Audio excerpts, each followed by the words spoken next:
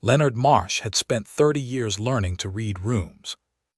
He was 3 weeks from the end of all of it, and he was standing in the wrong kind of crowd, holding a cup of tea he hadn't asked for, watching a royal guard who hadn't moved in 47 minutes. That's where this story begins. Not with the threat, not with the network that would later be dismantled across 4 countries, not with the behavioral framework that analysts at GCHQ would eventually call the Windsor method, in hushed tones, with the particular reverence professionals reserve for things they can't fully explain. It begins with a man noticing another man noticing. And the second man never moved at all. The morning arrived at Windsor Castle the way late autumn always does in Berkshire, without asking permission, gray and deliberate, the kind of cold that doesn't bite so much as lean against you until you accept it's there. The trees along the long walk had already surrendered their leaves, and they stood bare and correct against the sky, like soldiers at attention who'd been forgotten by their commanding officer. There were perhaps 200 people gathered for the walkabout, not a state occasion, not a ceremony with international coverage and diplomatic protocols, a closed public event, the kind the palace scheduled quarterly, a controlled gesture of accessibility that managed to feel spontaneous to everyone who didn't organize it. Leonard Marsh stood near the southeast corner of the quadrangle with his hands in the pockets of a coat that had been expensive once. He was 58 years old, built like a man who had once been fit, and had made peace with no longer being so, with gray at his temples that had arrived in his 40s and a stillness about him that people sometimes mistook for contentment. It was not contentment. It was the specific stillness of a man who had learned, over 3 decades of intelligence work, that the moment you telegraph what you're looking at, you lose it.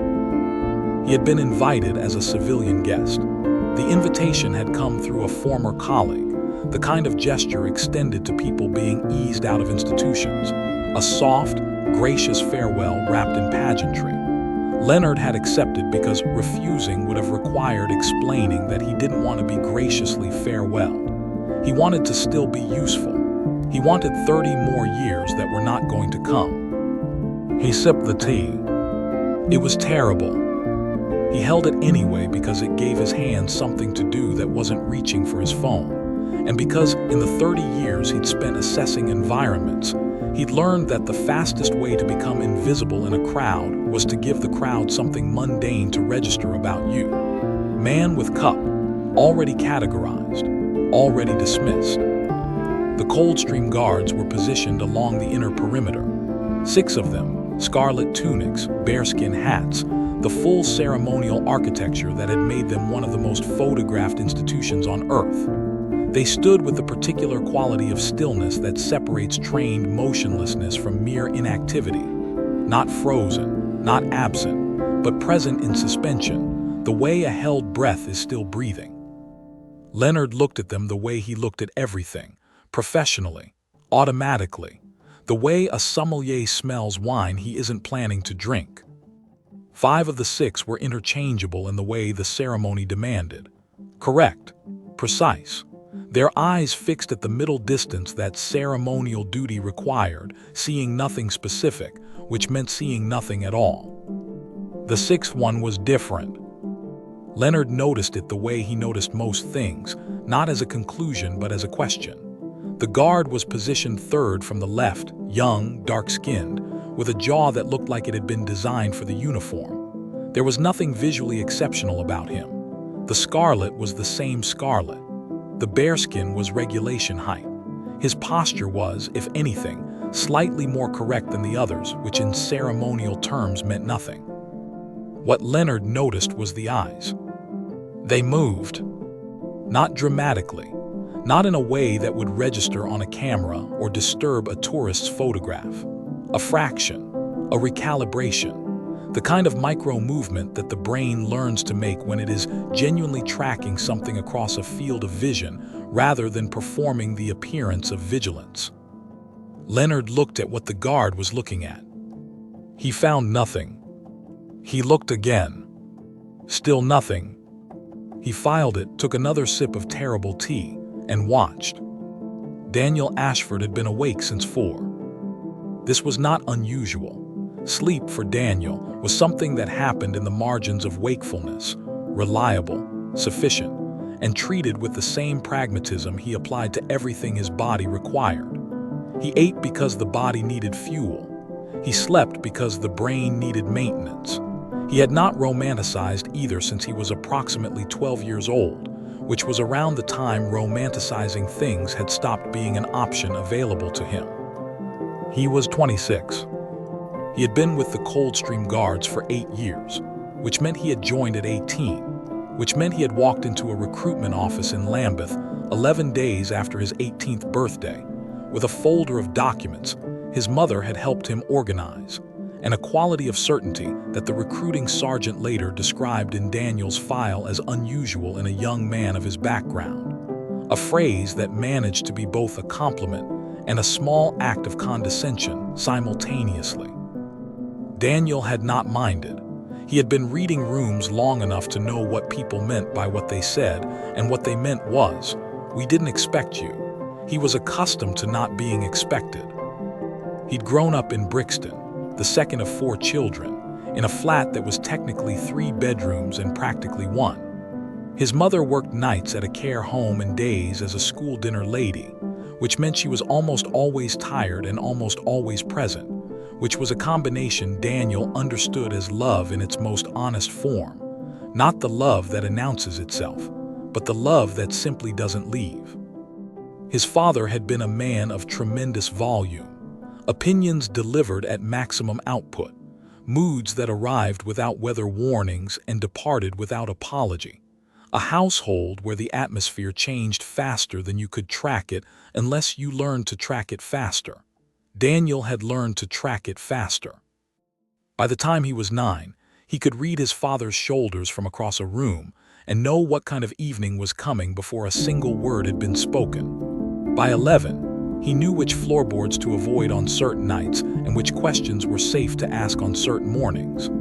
By 13, he developed what he could not yet name a library of behavioral tells, a catalog of microexpressions, a fluency in the language that bodies speak when they're trying not to speak.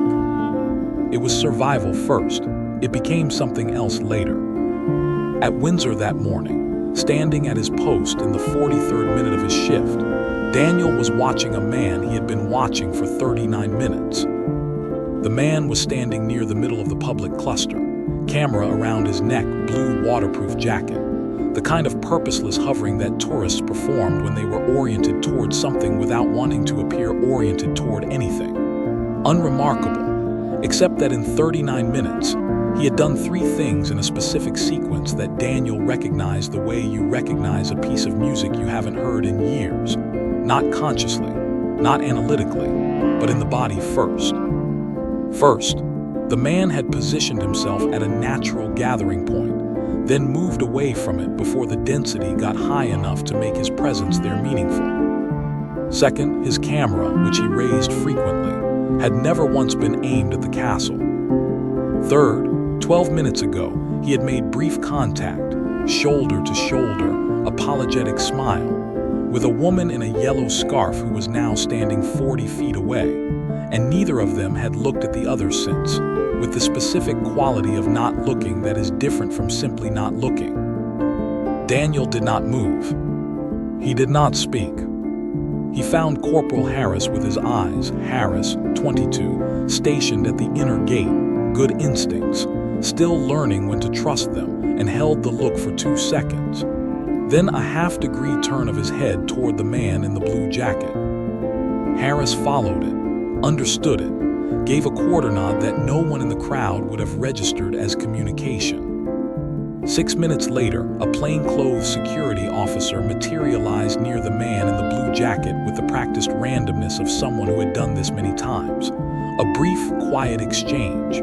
The man left the grounds, not escorted, not alarmed, simply redirected the way water is redirected, no drama, no resistance. Just a new direction that suddenly seemed like the obvious one. The woman in the yellow scarf was gone 4 minutes after that. Daniel returned his eyes to the middle distance. He had not moved. He had not spoken. In the southeast corner, a man with a cup of terrible tea went very still. Leonard walked back to his car with the careful speed of someone who does not want to be seen walking quickly. He sat in the driver's seat for a moment without starting the engine. Outside, the bare trees along the long walk stood in their patient rows. He thought about what he just watched. He thought about it with the part of his brain that was still, despite everything. A professional, the part that didn't retire on schedule, that woke at odd hours, that noticed the sixth guard's eyes before it noticed anything else. Then he took out his phone and called a woman named Priya, who technically worked in facilities management at a building in Vauxhall that technically had nothing to do with intelligence gathering, and he said, "I need a file. Coldstream Guards, Windsor posting. Young, black, third from the left this morning. Fast as you can." Priya said, "Len, you're retired in 3 weeks." Leonard said, 19 days, file please. The file arrived in his encrypted inbox 4 hours later, while he was eating a sandwich he hadn't tasted over a kitchen table covered in newspapers he hadn't read. He opened it. Daniel Emmanuel Ashford, born Kingston, Jamaica, 1998. Family relocated to London 2002, educated in Lambeth, no A-levels, no university, joined the Coldstream Guards August 2016. Current rank, Sergeant. Service record, and here Leonard slowed down because service records had a rhythm to them, a bureaucratic pulse, and this one had a different rhythm than expected. No disciplinary entries, 0, in 8 years, which in military terms was not remarkable except that the commendations were. There were 7 of them, 4 for ceremonial conduct, 1 for physical performance during a training exercise that the file described without providing specifics, in the way that files sometimes didn't provide specifics, and 2 commendations for the phrase that stopped Leonard's sandwich halfway to his mouth. Situational awareness beyond rank and training expectation.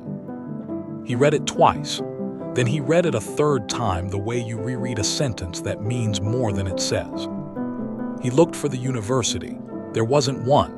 He looked for specialist training, language courses, behavioral analysis programs, the kind of supplementary education that explained people like this. He found nothing.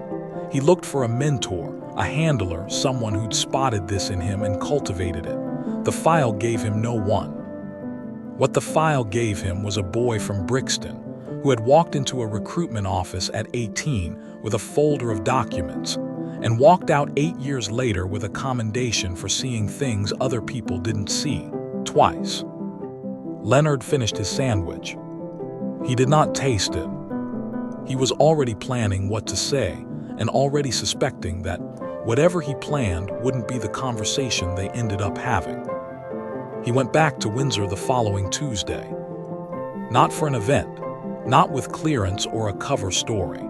He went as a man who had once been important and was now someone who stood near gates, which was an experience he was still learning to occupy with dignity. He identified the stand-down rotation from the previous week's schedule, which Priya had also sent him, because Priya understood that 19 days of employment still meant 19 days of access, and she had always been practical about such things. Daniel came through the side gate at 11:40 in a dark green jacket and civilian trousers, carrying nothing, walking with the quality of movement that long military service produces, not stiff, not performative, just economical, every step the exact length it needed to be. Leonard stepped forward. He said, "Sergeant Ashford." Daniel stopped, looked at him. The assessment was fast and thorough and conducted without any appearance of effort in the way that breathing is conducted. Leonard held up a card, not a business card, a card that had a specific format that people in certain professions recognized, which meant something and was intended to. "My name is Leonard Marsh," he said. "I was at the walkabout last Thursday. I watched what you did." Daniel looked at the card, then at Leonard. His face did not change. "The stand down is 22 minutes, he said. "If you want to walk, walk now." They walked along the outer wall, away from the entrance, into the particular quiet of Windsor in late November, where the wind came across the home park flat and deliberate, and the tourists clustered near the main gate and left the periphery alone. Leonard had prepared 3 openings. He had ranked them by effectiveness. He used none of them. He said, "How long had you been watching him before he did anything?" Daniel said, 39 minutes. Leonard said, "What was the first thing?" And Daniel told him, the positioning, the camera angle, the shoulder contact, each element delivered in a single clean sentence, no elaboration, no performance, the way someone describes a route they've driven so many times they've stopped noticing they know it. Leonard listened, with the focused quality of a man hearing something expensive. When Daniel finished, Leonard said, "You reported this to plainclothes through eye contact and a head movement." "Corporal Harris," Daniel said, "he reads well." "You didn't speak." Speaking would have changed the room. Leonard stopped walking. He stood for a moment with the wind coming across the park and the bare trees doing their patient thing, and the distant sound of tourists being tourists near the gate. "I'd like to offer you a consultancy," he said. "The organization I work for, the one on that card, is building a behavioral assessment program for high-traffic public environments. Airports, embassies, large-scale events. We need people who can do what you do and then explain it so that other people can do it too." He named a number. It was a significant number. It was the kind of number that Leonard had seen change people's faces in 3 decades of intelligence work. The small, involuntary shift that happened somewhere between the eyes and the jaw when the brain registered life-altering mathematics. Daniel's face did not shift. He looked at Leonard with the same quality of attention he'd directed at the crowd last Thursday and said, "What do you actually want?" It was 4 words. It was the most destabilizing 4 words Leonard had been asked in 30 years of professional life, because what it meant was, "I have already assessed what you've told me and found it incomplete. Tell me the rest." Leonard looked at him for a long moment. Then he told him the rest. The man in the blue jacket, Leonard explained, was the 3rd contact point in a network that had been moving information through European capitals for 14 months. The woman in the yellow scarf was the 2nd. The handoff at Windsor had been chosen deliberately, a location where surveillance was assumed to be ceremonial and therefore dismissed. Someone had miscalculated what ceremonial meant. Daniel listened without interrupting. This was not politeness. It was the same quality of listening he'd been deploying since he was 9 years old in a flat in Brixton, the kind of listening that processes and catalogs rather than simply receives. When Leonard finished, Daniel said, "You knew about the network." "We knew about 2 nodes," Leonard said. "We didn't know about Windsor." "But you were there." "I was there as a guest, my last public engagement before retirement." Daniel looked at him with the expression of someone checking arithmetic. "You're telling me," Daniel said, "that you watched me identify a network contact your organization had been tracking for 14 months, at a location your organization didn't know was active, and your response was to look up my file?" "Yes." "Not to brief your team?" "I briefed my team," Leonard said, "and then I looked up your file." Daniel stopped walking. He stood with his hands in the pockets of his dark green jacket, and the wind moving across the home park and the bare trees arranged in their patient rows, and he looked at the middle distance the way he looked at it on duty, not vacant, not absent, but processing. Leonard waited. He was good at waiting. He'd built a career on it, but he recognized with the particular self-awareness of a man who'd spent 30 years reading people that the quality of waiting he was doing right now was different from his professional waiting. It was anxious. He was anxious. He, Leonard Marsh, 3 weeks from retirement, with 30 years of classified service and 7 commendations of his own, was standing outside Windsor Castle in November anxious, about what a 26-year-old former Brixton schoolboy was going to say next. He found that interesting about himself. Daniel said, "Sit down somewhere, I'll talk." There was a bench near the long walk that caught the thin November sun for approximately 40 minutes in the late morning. They found it.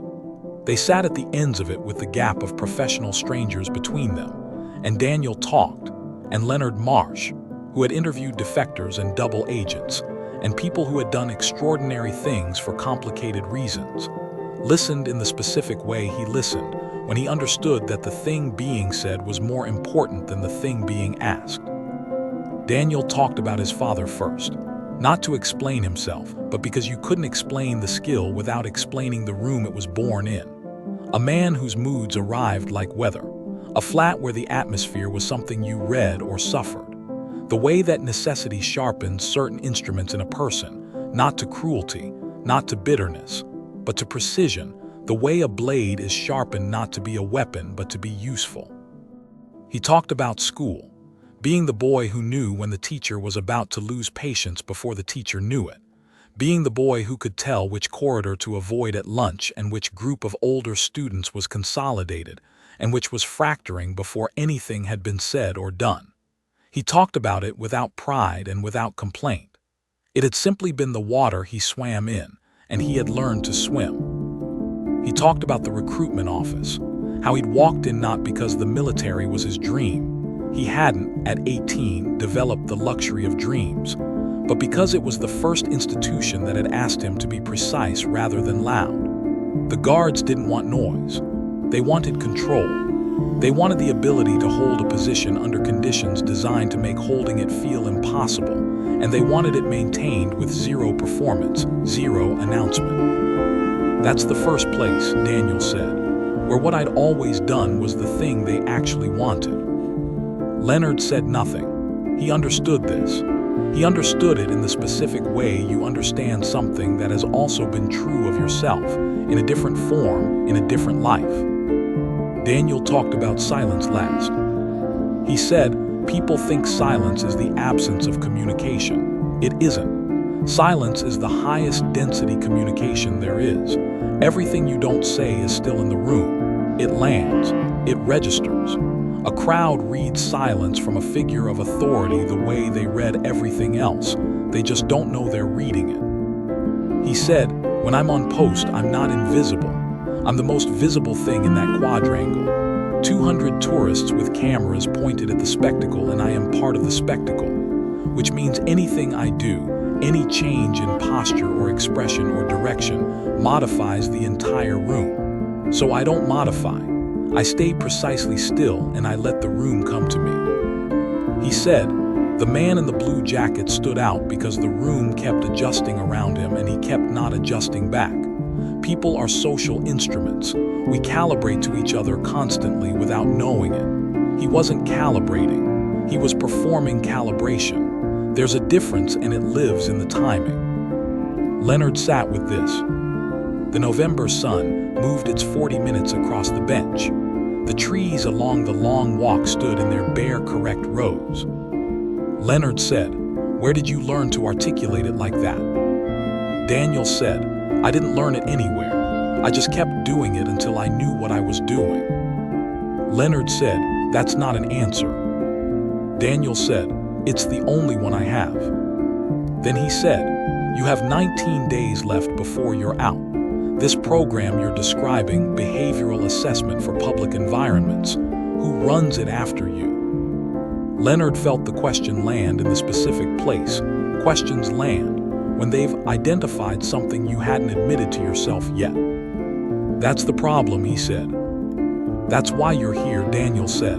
It wasn't a question. Yes, Leonard said. Daniel looked at the long walk, at the bare trees, at the thin November light doing its patient work on the cold grass. I'm not an analyst, he said. I'm not a trainer. I'm not an academic who can write methodology, and I'm not a consultant who can sit in a glass room and make presentations. I know, Leonard said. Then what do you actually want from me? It was the second time he'd asked it. The first time had been tactical, to expose the gap in Leonard's offer. The second time was something else. It was genuine. And Leonard, who had constructed and dismantled human motivations for 30 years, answered it genuinely. I want you to spend 8 weeks in 4 different environments: an airport, an embassy reception, a sporting event, a transit hub with a small team of analysts observing you observe. Not explaining yourself, just doing it, while they watch. They'll build the framework from what they see. Daniel considered this. I do the thing, he said. They write it down. Yes. And my name is on none of it. Your name is on none of it. And my posting continues. Your posting continues. Weekends, ceremonial duties, full military standing. We work around you. Daniel was quiet for what Leonard counted as 83 seconds, which he knew because he counted them, because old habits are the last things to retire. Then Daniel said, I have conditions. Tell me, Leonard said. The conditions were 3, and none of them were about money, which Leonard had expected. The first was this: the analysts who observed him would receive no briefing about what they were looking for before they watched him. They would come in without framework, without hypothesis, without the preloaded expectation that collapses genuine observation into confirmation bias. They would watch. They would record. They would analyze after. Leonard said, that's methodologically unusual. Daniel said, that's the point. Leonard said, agreed. The second condition was this: if the behavioral framework that resulted from the observation was ever used operationally, it would be tested in the field before it was institutionalized. Not modeled, not simulated, actually used in a real environment by a real person who had never met Daniel and assessed on its results alone. If it failed in the field, it would be rewritten, however many times that took. Leonard said, that could delay implementation by years. Daniel said, a framework that fails in the field isn't a framework, it's a document. Leonard said, agreed. The third condition was the one Leonard sat with longest. Daniel said, you don't retire. Leonard looked at him. Daniel said, not formally. I understand that the paperwork happens, but you don't disappear. You stay adjacent to whatever this becomes, not to run it, to remember why it started. Organizations forget why things started. When they forget, the thing becomes the wrong thing. Leonard looked at the long walk for a long moment, at the bare trees, at the specific quality of thin November light that fell on Berkshire in a way it didn't fall anywhere else, cold and particular and completely indifferent to what happened beneath it. He said, that's not a professional condition. Daniel said, no. Leonard said, that's a personal one. Daniel said, most of the important ones are. Leonard extended his hand. Daniel looked at it. He didn't take it. He stood up from the bench, hands returning to the pockets of the dark green jacket, and looked at Leonard with the full quality of attention he reserved for things that had been fully assessed and found sufficient. I'll contact you, he said, when I'm ready. Then he walked back toward the gate, economical, unhurried, each step exactly the length it needed to be.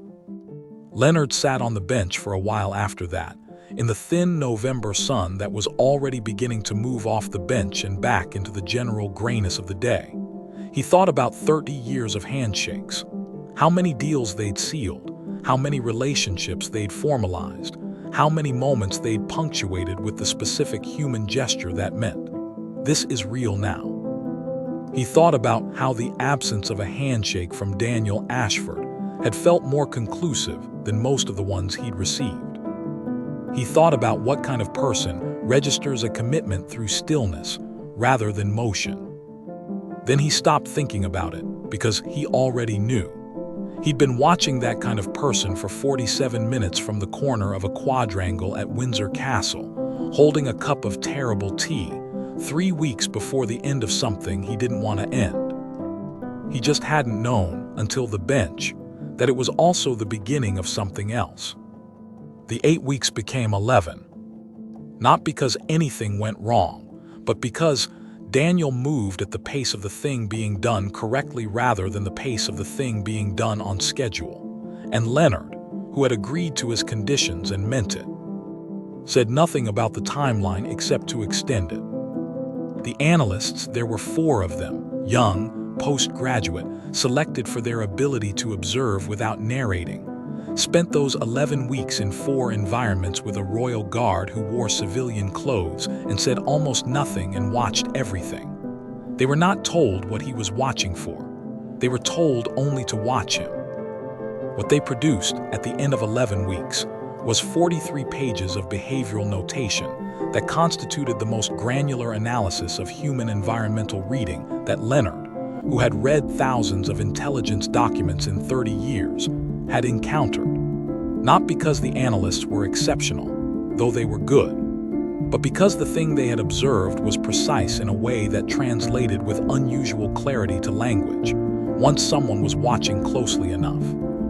Clusters of behavioral tells that preceded threat activity, micro-patterns of social miscalibration that distinguished genuine tourists from people performing the role of genuine tourists, the specific quality of stillness in a security figure that communicated authority without triggering alarm in a crowd versus the kind of stillness that communicated vacancy. The 18-second window between a person making a decision to act and the behavioral signature that preceded the action becoming visible.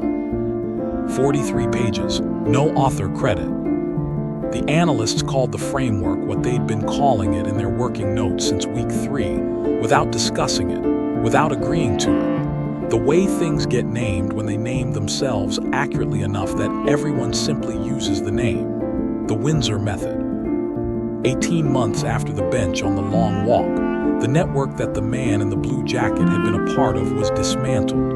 Not dramatically, not in the way that intelligence successes sometimes are, with headlines that don't use real names and press releases that don't describe real events. Quietly, in the way that genuine operational success tends to happen, which is to say invisibly, which is to say completely. 4 countries, 11 individuals, 17 months of active information movement that stopped without the network understanding at first that it had stopped. The kind of ending that looks, from the inside, like bad luck and poor timing and a series of unconnected failures, because it was designed to look like that. The Windsor method had been deployed in 2 of the 4 environments where the network had been active. The analysts who used it had never met Daniel Ashford. They had read 43 pages and applied them, carefully, in real conditions, and the 43 pages had held. Leonard heard about the conclusion of the operation from Priya, who called him on a Thursday afternoon in the way she called him, briefly, precisely, using no names and no specifics, speaking in the particular professional shorthand of people who have worked near classified things long enough that the shorthand becomes the primary language. She said, "The thing you started, it finished." Leonard said, "Good." Priya said, "There's a question about next steps, the framework, whether it gets expanded." Leonard said, "Talk to the analyst, they know the conditions." There was a pause on the line. Priya said, "You're not curious." Leonard said, "I know what it'll be used for, that's enough." Another pause. Priya said, "You've changed, Len." Leonard thought about a bench in November, about thin sunlight moving off an old wooden seat and back into the general gray of the day, about 83 seconds of silence that had been more communicative than most conversations he'd had in 3 decades of professional life. "Someone explained something to me," he said. "Every weekend, if you stand near the inner perimeter at Windsor Castle and you know what you're looking at, you can see him. 3rd position on the left side of the ceremonial line, more often than not. Scarlet tunic, regulation bearskin, the posture of a man who has held this position so many times that the position has stopped being something he does and become something he is. Tourists photograph him constantly. This is the point. This is the function. He is part of the spectacle, one element in the ancient visual grammar of British pageantry, as interchangeable and as iconic as all the others. Except that his eyes move. Not dramatically, not in a way that registers on a camera or disturbs a photograph, a fraction, a recalibration. The continuous, quiet work of a man who is doing two things simultaneously, performing absolute stillness for the crowd, and doing beneath that stillness what he has done since he was 9 years old in a flat in Brixton, reading a room, cataloging a space, tracking the 17 things happening in his field of vision that do not rise to the level of concern, and the one thing, if there is one thing, that does. Most days there is nothing. Most days the crowd is exactly what it appears to be: tourists and families and school groups, and people who have traveled a long way to stand near something old and significant and take photographs they will never quite look at again, who exist in the crowd with the natural randomness of people who have no reason to be anything other than what they are. On those days, Daniel Ashford stands his post with the particular quality of presence that his commendations called situational awareness beyond rank and training expectation. And the tourists photograph him, and the children point at him, and the ceremony proceeds with the precision of a thing that has been performed so many times it has become its own argument for continuance. And on those days, the silence is just silence. Which is, Daniel had once told a man on a bench, a very different thing from nothing at all. Inside a building in Vauxhall that has a different name on the sign outside than the one people who work there use, the Windsor method sits in a shared folder that has no author listed in its metadata. The analysts who built it refer to it in the way professionals refer to tools that work without fully understanding why they work, with the practical reverence of people who have stopped asking the question, because the results have answered it sufficiently. New analysts read it during training. They read about the 18-second window and the social calibration tells, and the specific difference between genuine stillness and performed stillness. And they absorb it the way you absorb a language you've been immersed in, not word by word but atmospherically, until the grammar becomes instinct. None of them know the name of the man who demonstrated it. None of them know about the bench, about the November sun, about 83 seconds of silence that a burned-out analyst counted because old habits are the last things to retire, and a 26-year-old man from Brixton stood up without extending his hand because the commitment had already been made and shaking hands would have been, in that moment, the loudest and least necessary thing in the world. They know the method. The method knows nothing about them. It simply works. In airports and embassy receptions and transit hubs and sporting events and every other high-traffic human environment where someone who has learned to be still can stand inside the noise and listen to what the silence is saying. Which turns out, if you know how to hear it, to be quite a lot.